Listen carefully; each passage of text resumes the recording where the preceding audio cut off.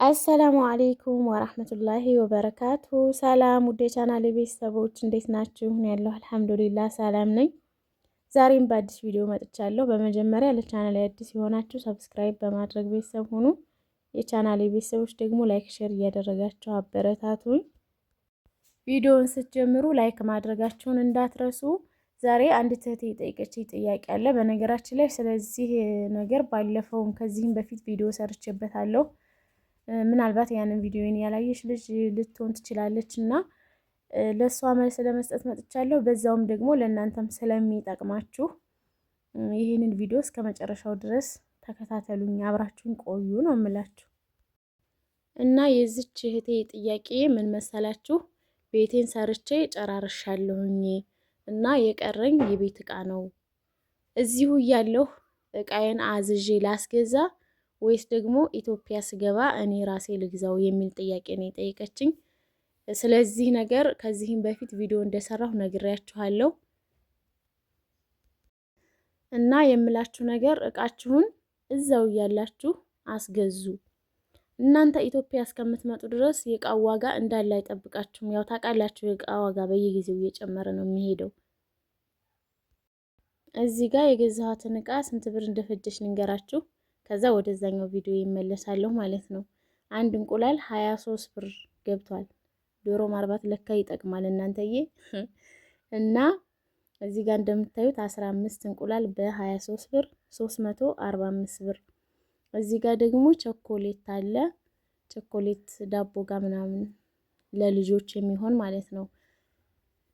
ይሄንን ደግሞ 1 ኪሎ ነው 950 ብር። እዚህ ጋር ደግሞ ለውዝ አለ። ፉል ሱዳኒ ነው አይደል? እዛ የምንለው ፉል ሱዳኒ ማለት ነው። የለውዝ ቅቤ ነው እዚህ። ይሄንን ደግሞ 680 ብር ነው የገዛሁት ማለት ነው።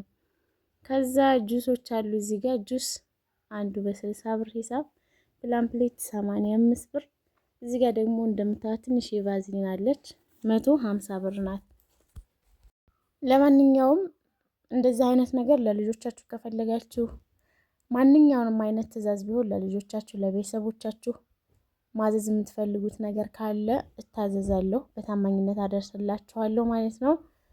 ብዙ ጊዜ ደግሞ ቁጥርሽን የት ነው የምናገኘው የምትሉ ልጆች እንደዚሁ ቪዲዮ ስሰራ በመሀል ቁጥሬን እናገራለሁ። ምናልባት እናንተ ቪዲዮን ጀምራችሁ ነው የምትተውት ማለት ይቻላል እና 0975511528 ይሄ የኔ ቁጥር ነው። በዚህ ማግኘት ትችላላችሁ ማለት ነው። እና ደግሞ ከኮሜንት ስር መጀመሪያው ኮሜንት ላይ ፒን አድርጌ አስቀምጥላችኋለሁ። እና ወደዛኛው ቪዲዮ ስመለስ እቃችሁን እዛ ሆናችሁ አስገዙ ብያችኋለሁ። ምክንያቱም ያው እቃ በየጊዜው ይጨምራል። አሁን ለምሳሌ ስለ እኔ ልንገራችሁ። እኔ እዛ ሆኜ አንዳንድ እቃዎችን ባላስገዛ ኑሮ እውነቴን ነው የምላችሁ ኢትዮጵያ ላይ መጥቼ እነዛን እቃዎች አልገዛቸውም ነበር። ምክንያቱም ኢትዮጵያ ላይ መጥታችሁ ትልቅ ብር አውጥታችሁ እቃ ለመግዛት ከባድ ነው ታውቃላችሁ። ለዛም እዛው ሆናችሁ እየሰራችሁ መጀመሪያ እቃችሁን ማሟላት አለባችሁ። እኔ አሁን ከመግባቴ በፊት አልጋ፣ ቁም ሳጥን፣ እንደዚህ ቲቪ ምናምን አስገዝቼ ነበር። ምን ያህል የዋጋ ጭማሪ እንዳለው ልንገራችሁ። አሁን ከገባሁ አልቆየሁም፣ እዛ ሆኜ ነው ያዘዝኩት ብያችኋለሁ። 32 ኢንች ቴሌቪዥን ከነ ሙሉ እቃው 14,000 ብር ነበር እኔ ያስገዛሁት ማለት ነው። አሁን 30 ምናምን ሺህ ገብቷል። አስባችሁታል ምን ያክል የዋጋ ጭማሪ እንዳለው? አልጋዬን አንድ ኮሚዲኖ ጋር 28,000 ነበር ያሰራሁት፣ አሁን 45,000 ብር እያሉ ነው። ቁም ሳጥኔን 25,000 ነበር ያሰራሁት ማለት ነው። አሁን 30 ምናምን ሺህ 36,000 ምናምን እንደዛ እያሉ ነው። ሌላውን ተውት።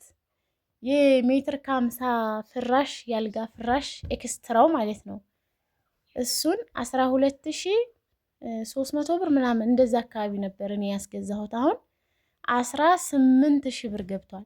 አያችሁ ምን ያክል ጭማሪ እንዳለው። ስለዚህ እናንተ እዛው እያላችሁ ብታስገዙ ነው ለእናንተ ጥሩ ማለት ነው።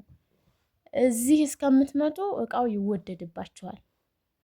እና ደግሞ ለሰው አዛችሁ ሁለተኛ ወጭ ከምታወጡ ቤተሰብ ካላችሁ እንደዚህ ባለቤት ካላችሁ፣ ወንድም ካላችሁ፣ እህት ካላችሁ ሄደው ይግዙላችሁ፣ ሌላ ወጪ ከምታወጡ ማለት ነው። እንደዛም የማያደርግ ቤተሰብ ሊኖር ይችላል። አንዳንዱ ቤተሰብ ደግሞ በጣም ጠንካራ ቤተሰቦች አሉ። አንዳንድ አባቶች ራሱ ጎበዝ የሆኑ አባቶች አሉ። ይሄን አድርጉልኝ ብትሏቸው በደንብ ነው የሚያደርጉ አሉ። ግን የማያደርጉም አሉ። ለምሳሌ እናንተ ብር ልካቸው ይሄን ግዙልኝ፣ ይሄን አድርጉልኝ ብትሏቸው የማያደርጉም አሉ። ብሩን ሁሉ ሊያምታቷችሁ የሚችሉ ቤተሰቦች አሉ። ያንን እናንተ ናችሁ የምታውቁት። የሚሻላችሁን እናንተ መርጣችሁ እዛ ሆናችሁ እቃችሁን አስገዙ ነው የምላችሁ። እና እህቴ ጥያቄሽን የመለስኩልሽ ይመስለኛል። ሌሎችም ይሄንን ማወቅ የምትፈልጉ ልጆች ትኖሩ ይሆናል። ያው ይሄ ቪዲዮ ለእናንተም ይጠቅማል ብዬ ስላሰብኩ ነው። ለማንኛውም ቪዲዮ ላይክ ማድረግ የረሳችሁ እስኪ እዩት። ላይክ ካላደረጋችሁ ላይክ አድርጉ። የዛሬው ቪዲዮ ይሄንን ይመስል ነበር። በሌላ በአዲስ ቪዲዮ እስከመጣ መልካም ጊዜ